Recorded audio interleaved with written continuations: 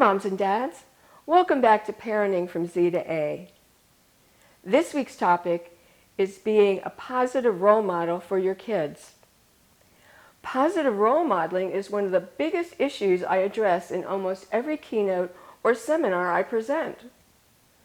Simply put, it means setting a good example. There's a quote that says, "Actions speak louder than words." And another one, "Do as I say, not as I do," is one that does not work. Our children learn by what they see and what they hear. And the people they watch the most are, guess who? You, Mom and Dad. How many of us have vowed, "I'm never going to do that when I have kids," only to find out we have become our mothers or our fathers? Why? Because that is the model that we grew up watching. That is the way we learned how to do things. Those models are the ones that are the most tenacious.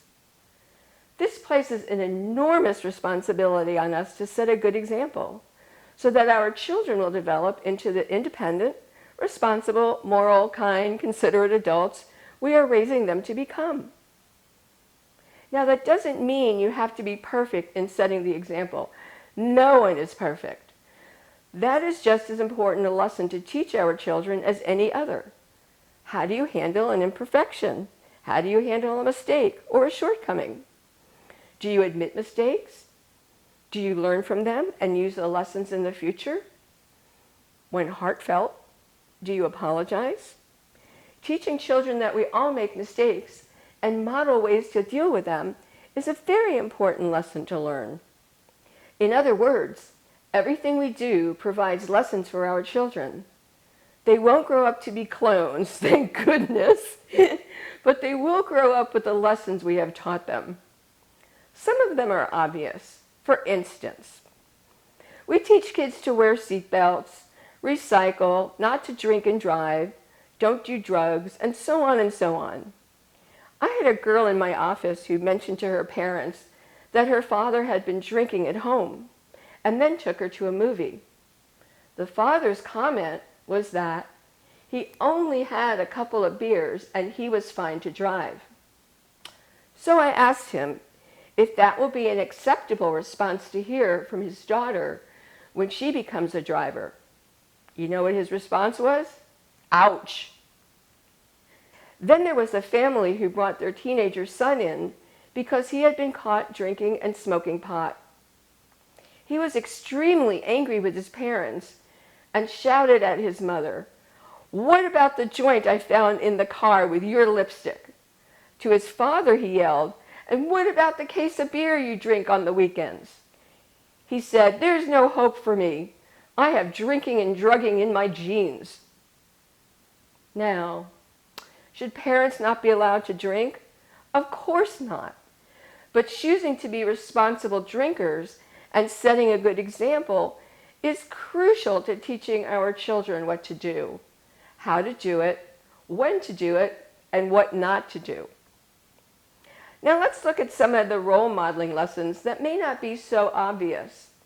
Responsibility is certainly a lesson we want our children to learn. From an early age, we teach our children to pick up their toys and put them away. Do the grown-ups do it?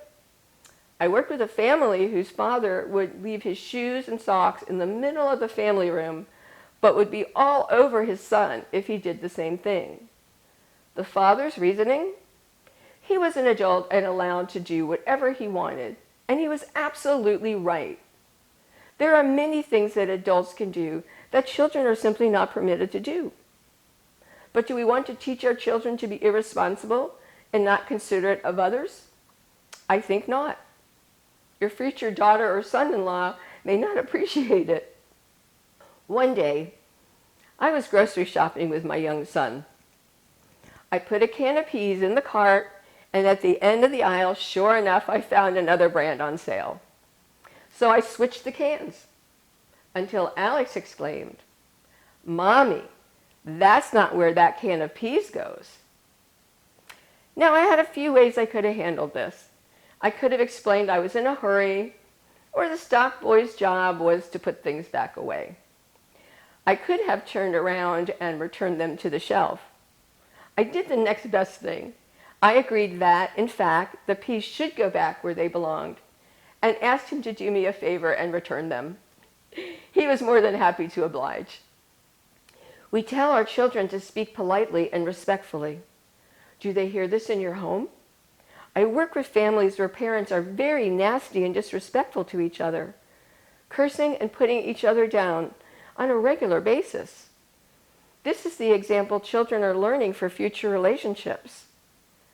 Most of us want our children to find loving relationships in their future and be treated well by their future love interest. Taking care of your marriage or significant relationship is a very important model for our children. Expressing affection, respect, interest, and consideration to your spouse is the best way to ensure that your children will seek out this kind of nurturing relationship. Dealing with feelings is another important model children watch. What about anger, or sorrow, or frustration, disappointment, anxiety? Again, we handle our emotions and the situations eliciting them. However we do that is being observed and learned. Do you allow yourself to show sadness? Do you talk about your feelings? One child I work with lost his grandmother, and his mother commented to me how well he was dealing with it. He didn't even cry, she bragged, being very proud of his strength. But alone in my office was a different story. The boy wept after I commented that he looked sad. His explanation? Nobody else was crying, so I didn't think I should either. His mother was very surprised that he wanted a keepsake, since he, quote, didn't appear to really care much, unquote. As you can imagine, I can go on and on about all the things we do that set examples for our children. My advice? Teach by example rather than words. Live your life the way you want your children to live theirs. So what kind of role model are you presenting to your children? What are they learning by your example? In which aspects of your life do you feel successful? Which areas need some work? Until next time, remember to nurture your caring connection. Be the kind of person you want your children to become, and you will be providing the lessons that will last them a lifetime. Thank you so much for watching this video. Leave me your thoughts in the comment section below. If you enjoyed it or learned something new, please hit the like button and share with a friend. It really helps out the channel.